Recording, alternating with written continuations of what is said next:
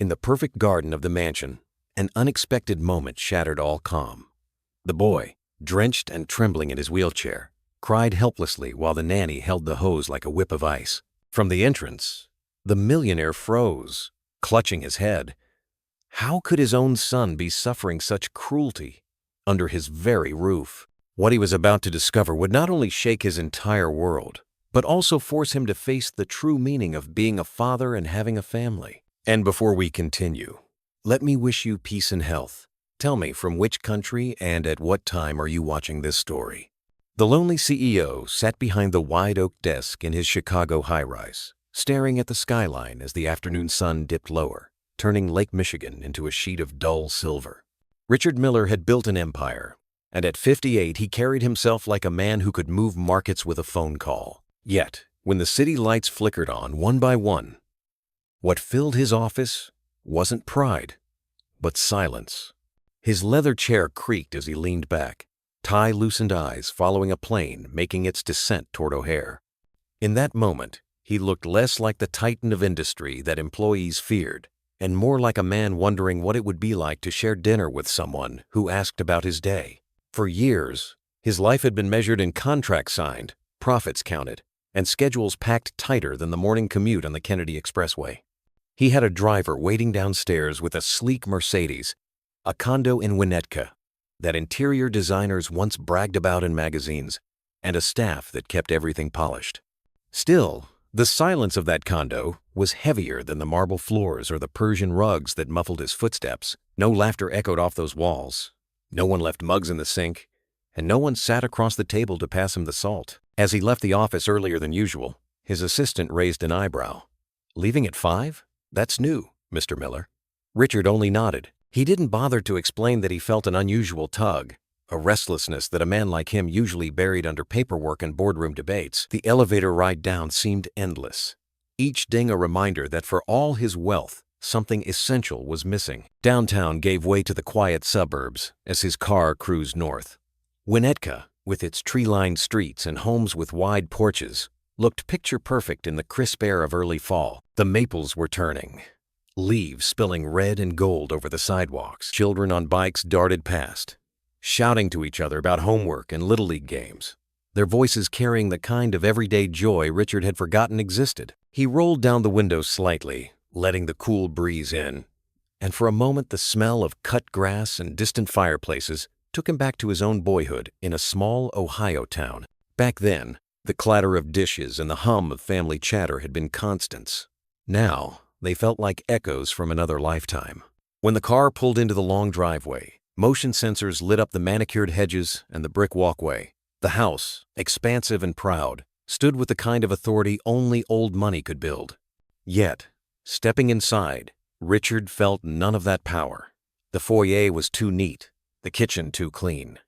Mrs. Jenkins, his longtime housekeeper, greeted him politely. "Dinner's warming in the oven. Shall I set the table?" Her voice was kind, but professional, and Richard only offered a half smile. "Thank you. That'll be fine." She knew better than to linger. He rarely encouraged conversation. At the dining table, set for one, he cut into roasted chicken and potatoes. Each bite was tasteless, not because the food lacked seasoning, but because meals eaten alone turned into routine rather than comfort. He glanced at the empty chair across from him, as if expecting someone might suddenly sit down. Instead, the grandfather clock ticked, steady and indifferent. After dinner, Richard stepped out onto the back porch with a glass of bourbon, the kind he used to share with business partners after closing a deal. Tonight it was only him, the night sky, and the rustle of leaves. He watched as neighbors across the street gathered on their porch, handing out warm cider to friends. Their laughter floated across the quiet lane, soft and unguarded. It reminded him of the years when Laura was alive, years that ended too quickly, leaving a void he covered with work and wealth. He rarely let himself dwell on that loss, but the sight of family togetherness cracked something in him that even success couldn't patch. As the wind picked up, Richard tightened his jacket. A memory flickered Laura rocking a baby in the old nursery, her voice humming a lullaby that once made the house feel alive. He had pushed that memory aside for decades, too painful to carry, too distracting from his climb to the top.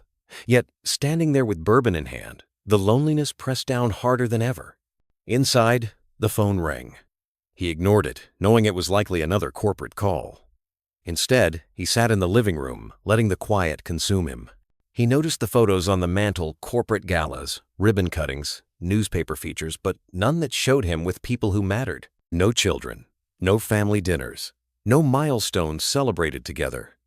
The emptiness of that gallery hit him like a truth he'd managed to dodge until now. Later, as he prepared for bed, he caught his reflection in the mirror. The sharp suit was gone, replaced by a plain gray sweater, but the eyes staring back looked tired, rimmed with years of solitude. He touched his temple, feeling the threads of gray spreading, and asked himself what all of it had been for. Money stacked high, yet he couldn't buy back the sound of laughter or the warmth of a hand at the table. That night, he left the curtains open, letting moonlight spill across the room. He lay awake, longer than he wanted, listening to the faint whistle of a train passing in the distance. For once, he didn't think about quarterly reports or merger talks. Instead, he thought about the ache in his chest that came from an absence he no longer wanted to ignore. In that quiet, on the edge of sleep, he admitted to himself, power had given him everything except what he craved most. And though he couldn't name it yet, a stirring inside told him that something was about to shift. The lonely CEO sat behind the wide oak desk in his Chicago high-rise, staring at the skyline as the afternoon sun dipped lower, turning Lake Michigan into a sheet of dull silver. Richard Miller had built an empire, and at 58, he carried himself like a man who could move markets with a phone call. Yet, when the city lights flickered on one by one, what filled his office wasn't pride, but silence. Richard woke the next morning with a heaviness he could not explain. The gray Chicago sky stretched low, promising drizzle, and the maple leaves scattered across his driveway glistened from the night dew. He decided, almost without thinking, to forego the office tower downtown and stay closer to home. The driver seemed surprised when Richard told him to circle back toward Winnetka, but didn't ask questions. At the house, Mrs. Jenkins was already busy in the kitchen, humming softly as she arranged groceries. The smell of fresh coffee lingered, rich and grounding. "You're home early, Mr. Miller," she said, wiping her hands on her apron. "Thought you'd be in the city until late." Richard shrugged, loosening his tie. "Needed air. I'll walk the garden a bit." The back garden was his pride, with neat rows of hedges, trimmed roses, and a stone path that wound toward a small play area, a relic from when Laura had insisted on building it. Swings, a wooden slide, even a sandbox, the one used for years, stood under the shade of tall oaks. He rarely ventured there anymore. Today, however, something pulled him closer. At first, he heard nothing but the crunch of leaves under his polished shoes. Then faintly, laughter. Not the kind that warms the air, but sharp, cutting, edged with mockery. He froze. For years, this yard had been silent. He followed the sound, each step measured, his pulse quickening, though he didn't yet know why. Rounding the corner, he saw a scene that chilled him. Ethan, a small boy of about 10, sat in a wheelchair near the swings. His hair stuck damp against his forehead, and his thin sweater clung to his frame. Beside him stood Monica, the young caretaker Richard had hired only months ago, with glowing recommendations. In her hand was a garden hose. The nozzle turned cruelly toward the child. The stream of cold water hit Ethan square in the chest. He tried to raise his arms to shield his face, but the spray was relentless. His lips trembled as he gasped, "Please, it's cold." Monica's laugh was jagged. "Cold? You don't know what cold is, spoiled boy. Out here you'll learn not to fuss over medicine." Richard stood rooted, disbelief anchoring him to the spot. His mind scrambled. This couldn't be the same professional woman who had sat across from him in interviews, speaking politely about patience and compassion. Yet here she was, lips curled in a smile that had no kindness in it, dousing the boy without mercy. Ethan coughed, his chest rattling. The wheels of his chair beeped faintly, a warning of moisture in its electronics. Panic surged through Richard. Memories of Laura's insistence on caring for children with tenderness struck him like a blade. He wanted to shout, to rush forward, but for a moment he was suspended between fury and shock. Then Ethan's small voice broke through, thin and desperate. "I can't breathe." That was enough. Richard's throat opened with a roar he had not used in decades. Richard's voice cut through the garden like a thunderclap. "Enough! Drop that hose right now." Monica spun around, eyes wide.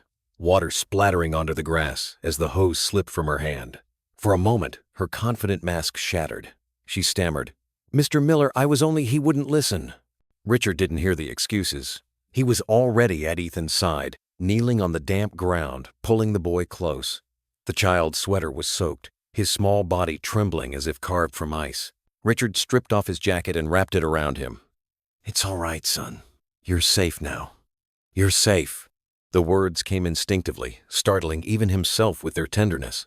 Ethan buried his face against Richard's chest, coughing weakly. "I tried. I didn't mean to make her mad." His words broke something deep inside Richard, a fracture that no corporate victory could ever mend. He turned to Monica, whose expression hardened again now that she realized she had been caught. "You don't understand," she said sharply. "Children like him need discipline. They think they're better than the rest of us. Someone has to teach them." Richard rose slowly, still cradling Ethan in his arms. His eyes were steel. "Teaching is not cruelty. You will leave this house tonight. Do you understand me?" "Tonight." Monica blanched, then tried one last plea. "I need this job. I have my own family to feed." "Then you should have remembered what it means to protect a child." Richard cut her off, his voice low and dangerous. "You've lost every bit of trust you ever had." Mrs. Jenkins appeared at the back door, alarmed by the shouting. She rushed down the steps, gasping at the sight of Ethan, dripping and shivering. "Oh, dear Lord!" She hurried forward with a blanket from inside. Richard laid Ethan gently into her care, brushing wet hair from the boy's forehead. "Warm him. I'll handle the rest." Monica backed away, muttering, "You'll regret this." Her heels clicked sharply as she disappeared through the side gate. Richard didn't watch her go. His world had narrowed to the boy, clinging to him, whispering through chattering teeth, "I thought you weren't coming." The words lingered long after the garden had gone silent. Richard carried Ethan inside, up the marble steps, and into the living room where the fire was lit. As the flames cracked, he wrapped Ethan in fresh towels, sitting close enough that the boy could feel his presence, his promise. He whispered again, more to himself than anyone else, "I'm here now." Later that night, long after Ethan had fallen asleep under Mrs. Jenkins's careful watch, Richard found himself pacing. His hands shook, not from bourbon or age, but from the image of that cruel smile and the sound of Ethan's desperate cough. He stood by the window, the moon casting pale light over the lawn, and he realized, if he hadn't come home early, if instinct hadn't pulled him back, he might never have known. The thought haunted him as the grandfather clock struck midnight. Somewhere in the distance, faintly, almost imagined, he thought he heard that cruel laugh again, echoing in his mind. He clenched his fists and swore silently that such a thing would never happen in his house again. The morning after the garden incident arrived, with a heavy silence. A thin veil of fog rolled off Lake Michigan, drifting through the quiet streets of Winnetka. Richard woke early, his mind already replaying the night before. He had hardly slept. Every time he closed his eyes, he saw Ethan shivering under that cruel spray of water, and the sound of Monica's sharp laughter cut through his thoughts like glass. Downstairs, the smell of cinnamon and warm oats filled the air. Mrs. Jenkins moved around the kitchen with her steady rhythm, humming an old hymn under her breath as she stirred the pot. At the table, Ethan sat bundled in a thick sweatshirt, a steaming mug of cocoa between his hands.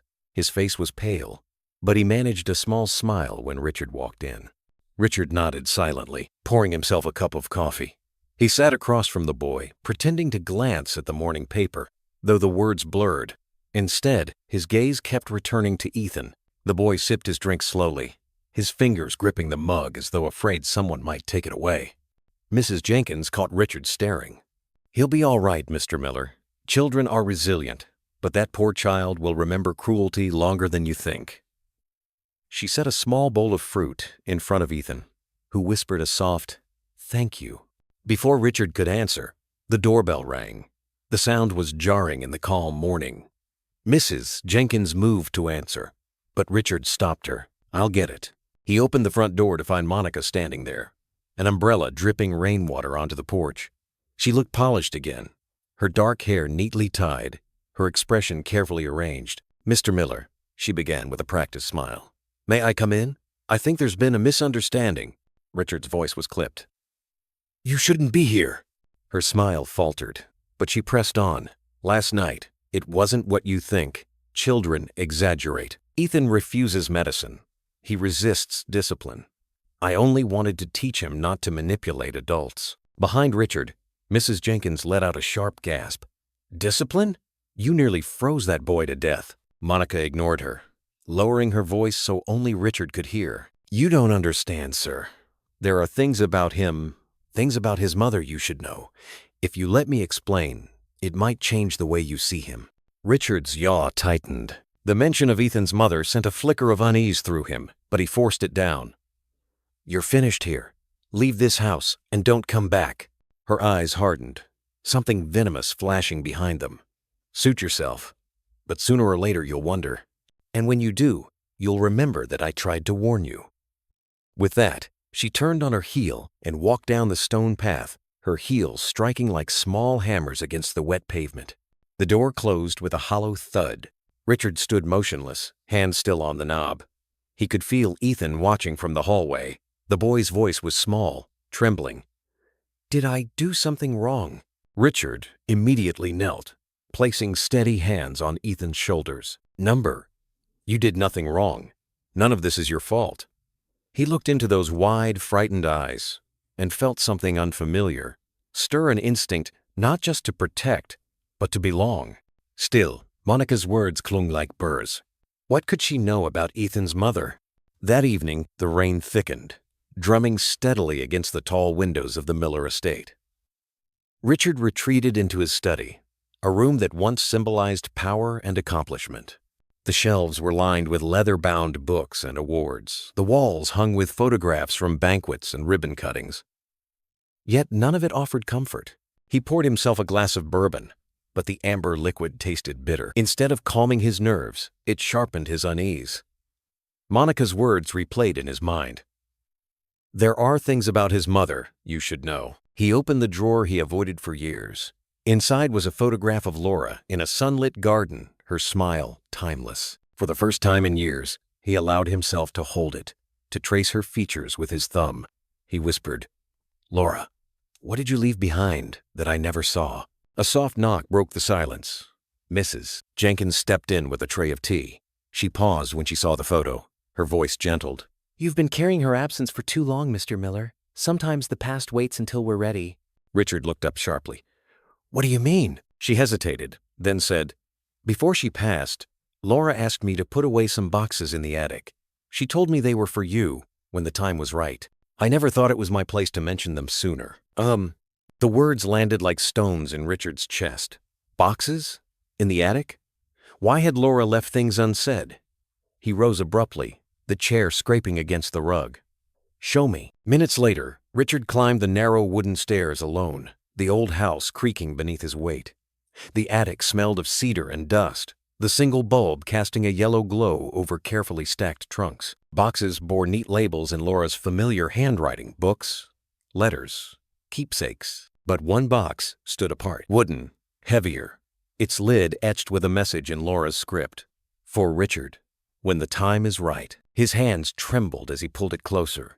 Dust rose in a thin cloud as he lifted the lid. Inside lay folded letters tied with ribbon, a small silver locket glinting under the light, and several envelopes aged to a pale yellow. On top, a sealed letter with his name written across it. Richard sat down on the attic floor, the rain pattering above him, the silence thick. He held the envelope in both hands. Laura's handwriting was steady, almost as if she had written it knowing he would find it only when he was ready. He closed his eyes, pressing the letter to his chest. His heart pounded, torn between fear and longing. For decades he had buried his grief beneath work and wealth. Now, in the dim attic, with the scent of old wood and rain pressing around him, he realized the past was about to open, and with it, answers he both craved and dreaded. The attic smelled of cedar and old dust, a mixture of forgotten years and silence. Richard sat on the cold floorboards with the wooden box resting on his lap. His hands trembled as he broke the seal of the envelope lying on top. Laura's familiar handwriting stretched across the page, steady, graceful, and heartbreakingly alive. Richard, if you are reading this, it means time has passed further than I had hoped. I never wished to leave you with questions, but there were choices I could not explain when we were together. Forgive me for not saying these words aloud. Forgive me. Above all, for leaving you to read them alone. The letter continued, describing those lonely months before Ethan was born. Her sense of emptiness as Richard buried himself in meetings, flights, and late dinners that never ended. She wrote of how her heart ached for a child, how she feared the years slipping by without one. Laura admitted she had sought help, out of desperation and love, visiting a clinic in another state while he was away. Richard lowered the letter, the words blurring. Out of desperation and love.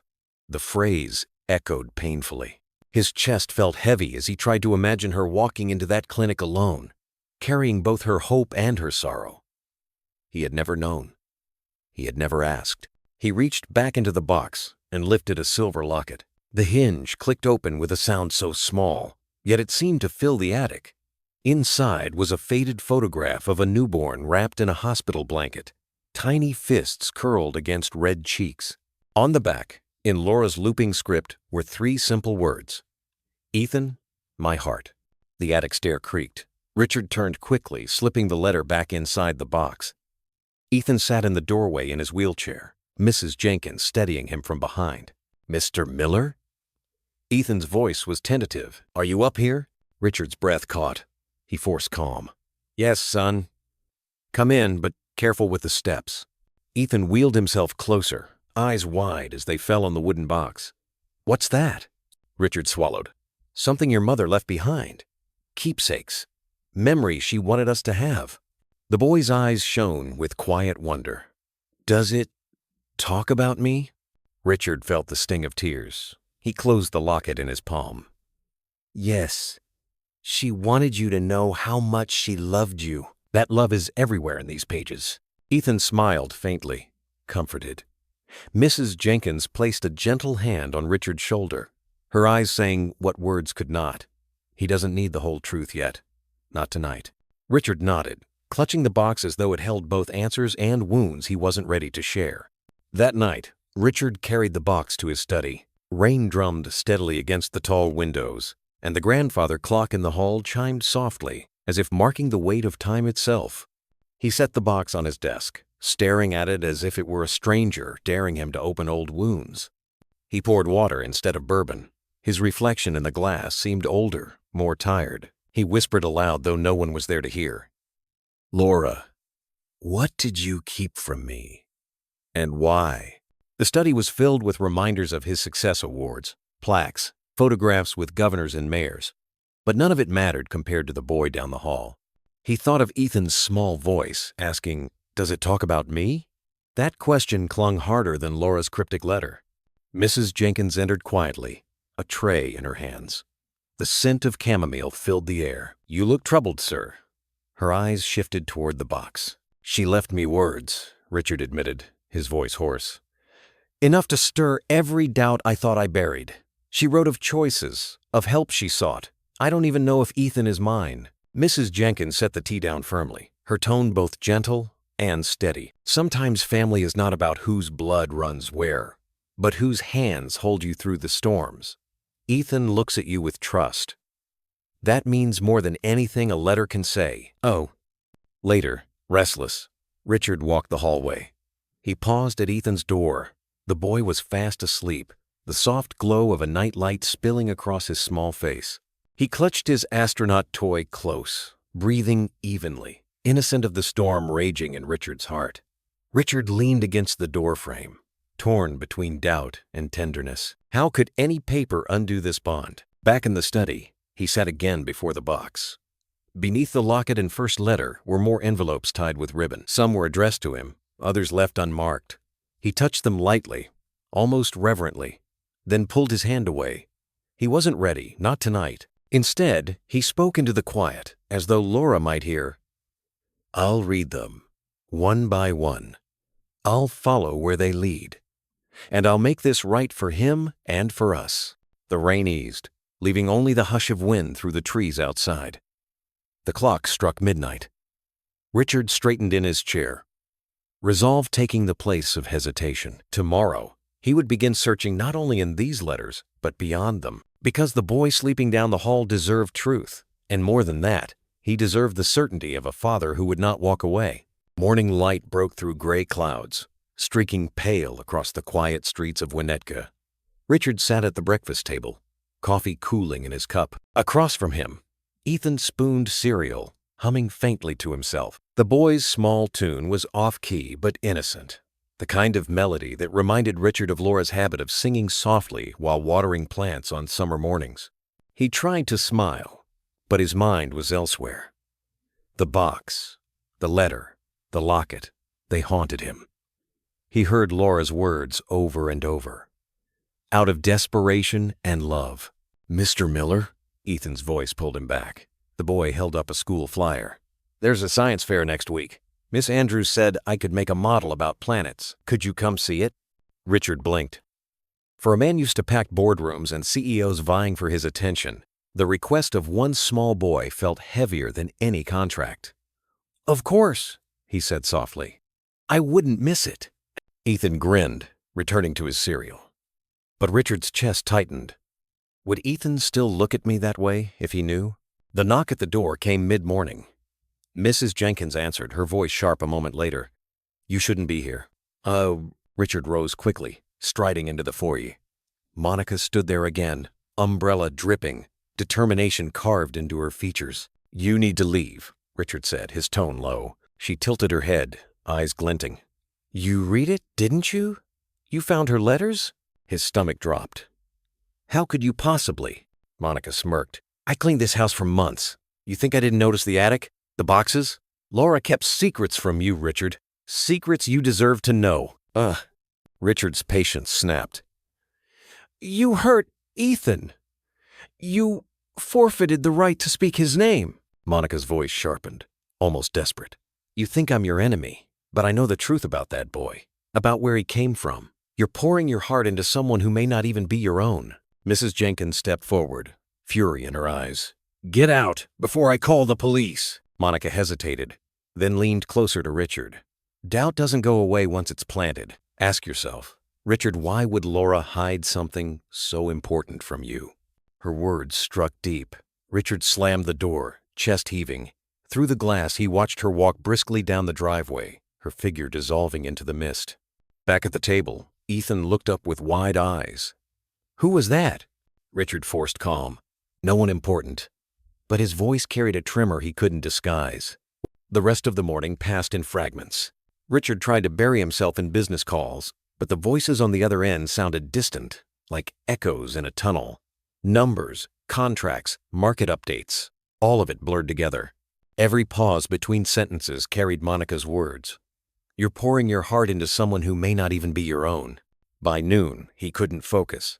He left the office papers scattered on the desk and wandered into the garden. The air was damp and cool, heavy with the scent of wet earth. The roses Laura had once planted stood bare in their winter stillness, a quiet reminder of seasons long gone. Mrs. Jenkins found him there, hands shoved deep in his coat pockets. "You're restless," she said softly. Richard gave a bitter laugh. "Restless is too mild. I feel as if the ground itself is shifting under me. Laura's letter doesn't say the words outright, but it hints enough. And now Monica's poison. I don't know what to believe." The housekeeper's eyes softened. "What do you see when you look at Ethan?" Richard hesitated. He thought of the boy's crooked smile when he built Lego towers, of his stubborn determination to wheel himself around without help, of the way his eyes brightened whenever someone praised his drawings. He thought of the night before, Ethan asleep with the astronaut toy clutched against his chest. "I see," Richard's voice cracked. "I see a child who trusts me, who looks at me as though I'm his world." He shook his head. "And I'm terrified that one letter, one truth, will take that away." Mrs. Jenkins laid a hand on his arm. "Then maybe the truth isn't about blood. Maybe it's about who stays, who shows up, who loves. That boy doesn't need a DNA test. He needs a father who won't leave." Her words steadied him, but doubt still gnawed. That night, Richard returned to the study, the box of Laura's letters waiting on the desk like a silent judge. He opened another envelope, his fingers trembling. This one was shorter, more hurried, written in the weeks before Ethan's birth. "Richard, if I could find the courage, I would tell you everything face to face. But I fear losing you, and losing the dream of a family. I can only hope that love will be enough, that love will cover what truth cannot." Richard pressed the paper against his forehead, tears stinging his eyes. The words were both a confession and a plea. He whispered to the empty room. "Laura, why didn't you trust me? Why didn't you give me the chance to choose?" The sound of Ethan's laughter drifted faintly from down the hall. Mrs. Jenkins must have put on one of his favorite cartoons. The boy's carefree joy pierced Richard's heart more sharply than the letter. He closed the envelope slowly, placing it back in the box. His hands lingered on the lid before he shut it. Standing in the study's dim light, Richard knew he had reached a breaking point. Either he would let suspicion corrode the fragile bond forming with Ethan, or he would step forward and claim the boy as his own regardless of blood, regardless of secrets. Outside, the grandfather clock struck midnight again. Richard whispered into the stillness. "Tomorrow, I decide." Sunday morning in Winnetka had its own rhythm. Church bells carried faintly across the neighborhood, mingling with the sound of kids shoveling snow off driveways and the distant hum of a neighbor's leaf blower. Inside the Miller home, the kitchen smelled of warm apple pie, Mrs. Jenkins's way of making the house feel less heavy. Richard sat at the breakfast table, a steaming mug of black coffee untouched in front of him. Ethan munched on scrambled eggs, swinging his legs lightly against the wheelchair's footrest. "Mr. Miller," he said between bites, "for the science fair, I want Saturn's rings to actually spin. Do you think we can do that?" Richard's lips curved into something that tried to be a smile. "We'll figure it out," he murmured. But his mind wasn't in the kitchen. It was back in the study, on the desk where Laura's box still sat open. Ethan didn't notice his distraction. The boy leaned forward eagerly. "And if we hang little stars around it, maybe with fishing line, it'll look like real space." His eyes gleamed, full of a dream larger than the suburban walls around them. Richard nodded, but the coffee tasted bitter when he finally took a sip. He glanced at Mrs. Jenkins, who stood at the counter drying a pan. Her eyes met his for just a second, as if reminding him silently, "Don't let the past steal this moment." But the past had claws. By late morning, Richard retreated to his study. The curtains were half drawn, letting in weak winter light that painted the leather chair and oak desk in gray tones. The box lay open where he'd left it, Laura's letters stacked neatly, the silver locket glinting faintly. On top sat the folded receipt, the one from the Saint. Louis Fertility Center, Laura's name signed clearly across the bottom. He sat heavily, the paper trembling in his hands. The date matched those months when Laura had told him she was visiting her sister in Kansas City. He remembered how easily he'd believed her, too busy with his own business trips to question. So it was true. The thought hit like a stone in his chest. He had loved Laura with a devotion that built homes, funded dreams, carved out a future. And still, she had carried this secret alone. His breathing grew shallow. What did it mean for Ethan? For him? Was he raising another man's child, unknowingly? Was every dad? Ethan whispered, though rarely built on a lie. The study door creaked. Mrs. Jenkins entered quietly, holding a folded towel. Perhaps she'd come under the excuse of tidying, but her eyes went directly to the paper in his hands. "You found something more," she said gently. Richard's jaw tightened. "A receipt, proof. St. Louis Clinic." She signed her name. His voice cracked. "All this time, and she never told me." The housekeeper stepped closer, resting the towel on the chair. "Mr. Miller, I've worked in homes a long time. Secrets don't always come from betrayal. Sometimes they come from fear of losing what matters most." Richard gave a bitter laugh. "Fear still leaves me standing here with doubts tearing me apart." Before she could answer, a small voice called from down the hall. "Mr. Miller, can you help me with my poster now?" Richard shoved the receipt back into the box, snapping the lid shut as though it could contain both paper and pain. He raised his voice, steadier this time. "I'll be right there, son." The word son weighed heavier than ever, and yet it felt truer than any document. The study still smelled faintly of old cedar and ink when Ethan rolled in, balancing a poster board across his lap. His cheeks were pink from the cold air that slipped through the hallway window, but his eyes shone with excitement. "Look, I made Jupiter," he announced, carefully placing the board on the desk. The paper slid forward and landed directly on the box, covering the folded receipt beneath it. Bold crayon swirls of red and orange stretched across the poster, a giant storm spinning in a child's imagination. Richard stared at it, frozen. The universe drawn by a boy's hand had just hidden the single piece of paper that could unravel everything. "Do you like it?" Ethan asked, a trace of uncertainty in his voice. Richard forced himself to breathe. He picked up a colored pencil, steadying his hand. It looks strong, he said gently. Here, if we shade a little darker here, the storm will feel alive. Ethan leaned close, following every stroke with awe. You make it better, he whispered. Richard's throat tightened. He wanted to tell the boy that nothing could make him better than he already was, but the words tangled behind the weight of doubt. Instead, he reached out and ruffled Ethan's hair, the gesture soft and almost fatherly. When the poster was finished, Ethan sat back proudly. Do you think Mom would have liked it? The question cut deeper than any document. Richard looked at the swirling red storm, then at the boy's hopeful eyes. She would have loved it, Ethan, he said, his voice husky. She would have been proud. A quiet smile spread across Ethan's face. Then I'm glad you're here to see it for her. He lifted the poster carefully, not noticing the folded receipt underneath. With a small wave, he wheeled himself back toward the hall. Richard sat motionless, staring at the empty desk. The box remained, the receipt still hidden for now, but the sound of Ethan's wheels fading down the hallway echoed louder than the church bells outside. Mrs. Jenkins appeared at the doorway, her apron dusted with flour. She had been baking again, her way of keeping the house alive. I saw what he drew, she said softly. He covered that paper without even knowing. Maybe that's your answer right there. Richard rubbed his temples. How can I ignore what's written in black and white? Because sometimes what's written in crayon speaks louder, she replied. That boy doesn't care whose name is on a receipt. He cares who's there when he laughs, when he cries, when he asks for help. Her words hung in the room long after she left. Richard leaned back in his chair, exhausted. For the first time, his anger dulled, not gone, but softened by the boy's innocence. He realized the real question wasn't about whose blood ran in Ethan's veins, but whether he had the courage to love without needing proof. The grandfather clock in the hall chimed, each strike carrying the weight of time. Richard whispered into the quiet room, as if Laura could still hear him. I don't know if I can forgive everything, but for him, I'll try. Outside, the wind calmed, leaving only the soft rustle of bare branches against the windows.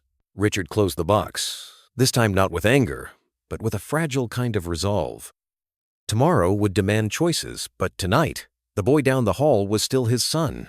Monday morning came with a pale winter sun peeking through the blinds. Richard sat in the kitchen, still in his robe, staring at the plate of pancakes Mrs. Jenkins had set before him. He hadn't touched them. The smell of maple syrup filled the air, but his stomach refused food. Across the table, Ethan was in high spirits, humming while cutting his pancakes into neat little pieces. Do you think I can bring my Saturn model to school today? Miss Andrews said I could show the class. Richard stirred his coffee slowly. We'll see, he answered, trying to sound light. But the boy's question was almost drowned out by the storm in his own head. The receipt from the clinic, Laura's letters. The memory of her voice, soft but secretive. Choose love over blood. Mrs. Jenkins moved quietly around the kitchen, refilling coffee, placing napkins. She paused by Richard's side and murmured, You need to eat something. You'll make yourself sick. He forced a bite, though it tasted like dust. Later, as he drove Ethan to school, the boy chatted endlessly about planets. The radio played an old Motown song, but Richard barely heard it. His eyes kept flicking to Ethan in the rearview mirror, small hands gesturing, eyes alive with excitement. Could I really lose him if I let doubt rule me? At the drop-off line, Ethan surprised him. Instead of wheeling off right away, he leaned forward. Will you come in? Just for a minute. I want to show you the space posters in the classroom. Richard hesitated. He had a meeting at the office, but the boy's eyes pleaded. Finally, he parked the car and followed him inside. The classroom smelled of crayons and chalk dust. Bright posters of galaxies and constellations lined the walls. Miss Andrews greeted them warmly. Good morning, Ethan. Good to see you, Mr. Miller. Richard nodded politely, but his attention was on the way Ethan proudly pointed at the wall. See? That's Orion. I told him my mom used to look at it with me. Richard froze. He hadn't known that. Ethan turned to him, eyes shining. Do you think she can still see it? From heaven? Richard's throat tightened. He knelt beside the wheelchair, his hand on the boy's shoulder. Yes, Ethan. I think she sees everything you do. On the drive back, Richard didn't turn on the radio. He needed silence. Laura's absence, her secrets, the receipt they pressed on him like lead. But so did Ethan's simple faith. By the time he pulled into the driveway, Richard knew he couldn't run from the choice much longer. That evening, the house was quiet except for the ticking of the grandfather clock. Richard sat in the living room, fire crackling in the hearth. He had poured himself a glass of bourbon, but it sat untouched on the table. His gaze kept drifting to the box of letters he had carried down from the study. The receipt lay inside, folded tight. He couldn't bear to look at it again, but its presence was enough. Ethan rolled in, clutching a stack of construction paper. "Mr. Miller, can we make a rocket ship? For my project, I want it to stand up on the table." Richard motioned him closer. "Let's see what you've got, M." The boy spread the papers across the rug, red, blue, silver bright colors that lit up the room more than the fire ever could. As they worked, Ethan chattered about planets and stars. Richard listened, his hands steady as he folded paper into cones and wings. For a moment, the heaviness lifted. Then Ethan asked softly, "Do you think I'll ever be like the other kids? Running around? Climbing trees?" Richard froze, the paper crumpling in his hand. He looked at the boy so small, yet so full of dreams. "Ethan," he said, voice thick, "you already are like the other kids. You dream bigger than most, and you're stronger than you know." The boy studied him, as if weighing the words. Then he whispered, "I'm glad you're here. I don't feel so different when you're with me." Something inside Richard cracked open. All the doubts, the receipts, the silence, they shrank before the simple truth in the boy's eyes. Love didn't need permission from bloodlines. It asked only for presence. Richard reached out, pulling Ethan gently into his arms. The boy leaned against him, small and trusting. Richard's voice broke as he said, "Listen to me, son. No matter what anyone says, no matter what papers exist, you are mine, because I love you, and nothing will change that." Ethan's arms tightened around him. "I love you too, Mr. Miller." For the first time, in days, Richard let himself cry silent, shaking tears into the boy's hair. They stayed like that, father and son, not by proof, but by choice. When Mrs. Jenkins peeked from the doorway, she didn't speak. She simply smiled, wiping her own eyes, before slipping quietly back into the kitchen. Richard lifted his head at last, brushing Ethan's hair back. "Tomorrow, we'll finish that rocket ship, and I'll be at your science fair. That's a promise, M." The boy grinned, as if the universe itself had just been set right. Richard looked toward the box of letters on the table. The receipt was still there, but it no longer held power. He had made his choice, and in that moment, the house felt warmer than it had in years. Saturday arrived with the kind of crisp blue sky that made winter in Illinois feel almost kind. The Miller house bustled with unusual energy. Mrs. Jenkins had baked 2 apple pies, their sweet aroma drifting through the halls. Ethan's science project, the spinning Saturn with hula hoop rings, stood proudly on the dining table, waiting for the fair. Richard dressed carefully in a navy sweater and pressed slacks, far more relaxed than his usual suits. When he came downstairs, Ethan beamed. "You look like you're ready for space," the boy teased. "Maybe just for the science fair," Richard answered with a smile, tying Ethan's scarf before wheeling him toward the car. The drive to the school was short, past bare oak trees and houses, with flags fluttering in the cold breeze. Richard noticed things he had ignored for years. The neighbor waving as he shoveled snow, kids sliding down a hill on sleds, the church steeple catching sunlight. For once, he wasn't thinking about contracts or receipts, just the boy beside him. At the fair, the gymnasium buzzed with families and tables of colorful projects. Parents snapped pictures, teachers offered encouragement. Children proudly explained volcanoes and solar systems. Richard pushed Ethan's wheelchair through the crowd, stopping at their table. Ethan lit up as classmates gathered. "This is Saturn. We made the rings spin with fishing line." His voice carried pride, and when the rings twirled, the kids clapped. Richard watched, his chest swelling with a feeling deeper than pride, something like redemption. For so long, he had measured his worth in dollars and titles. Now, it was in the sparkle of a child's eyes. Miss Andrews leaned close, whispering, "He's happier than I've ever seen him. You're making a difference, Mr. Miller." Richard's eyes misted. "He's making a difference in me." When the fair ended, Ethan insisted on stopping by the local diner. They sat in a red vinyl booth, the kind Richard hadn't been in since college. The waitress poured coffee for him, hot chocolate for Ethan, and set down a slice of warm pie with whipped cream. Richard slipped a few extra dollars under the check as a tip, something Mrs. Jenkins had once reminded him was neighborly.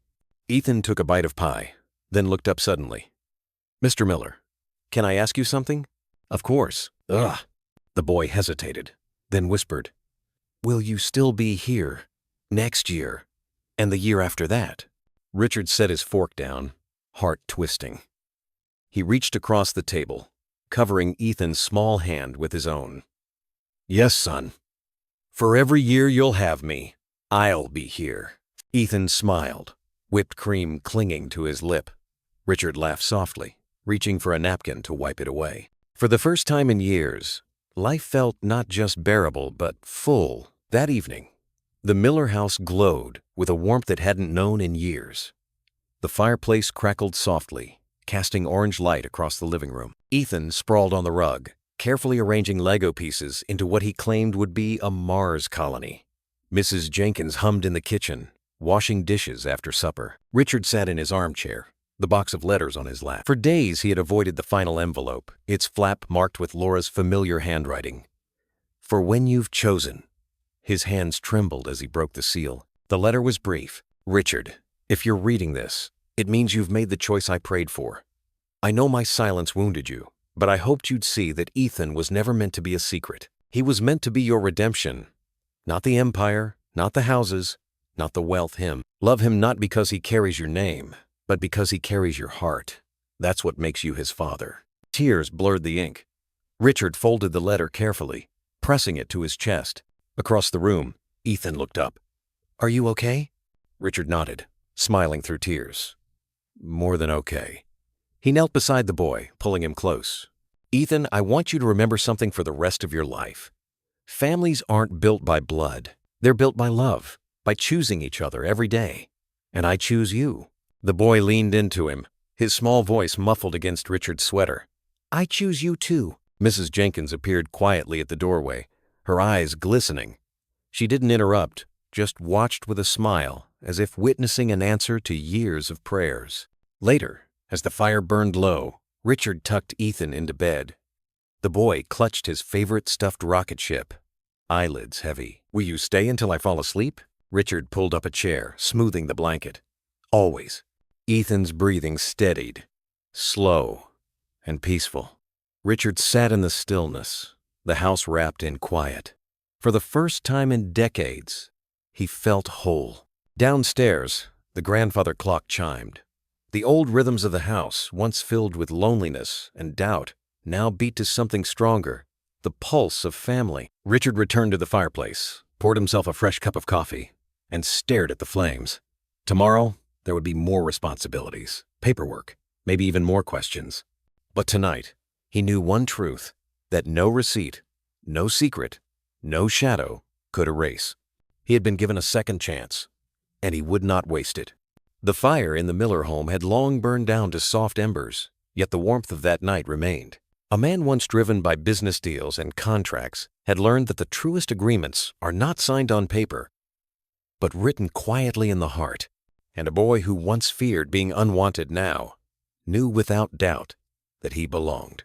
If you've followed their journey across these 8 chapters, you've seen how doubt gave way to faith, how silence was replaced by truth, and how love, steady and unconditional, became the answer neither of them expected, but both desperately needed. For many of us listening tonight, this story may feel familiar in ways we cannot always admit. Maybe it takes us back to long dinners around a kitchen table, when laughter softened the weight of old disappointments. Maybe it reminds us of mistakes we once carried quietly, secrets we thought might break the ones we loved. But like Richard and Ethan, we discover that forgiveness is not weakness.